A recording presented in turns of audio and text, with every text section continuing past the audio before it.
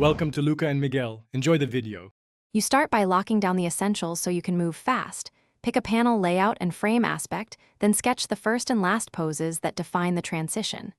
Focus on clear silhouettes because viewers read shapes before details. Once done, map timing, mark beats where motion changes using 0, 2 to 0, 5 seconds for quick shifts. Make sure to label poses in sequence. This reduces rework and lets you test flow before adding polish. You now build the transition by inserting breakdown frames that explain in-between movement. Include 2 to 4 mid-poses to avoid jumps. Use motion lines and speed lines to suggest direction and velocity, and add overlap, hair, clothes, or props lagging to sell weight.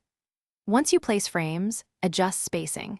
Tighten spacing for slow, stretch for fast, and test the rhythm by flipping panels rapidly. Make sure to iterate until the eye reads a single coherent arc across panels. You finish by polishing lines, refining shadows, and adding sound effects to heighten the moment. These small touches anchor the action. Then control pacing by merging panels or widening gutters to slow down or speed up the read, making sure visual beats land where you want them. If the transition reads blurry or confusing, add a breakdown frame or adjust spacing between poses.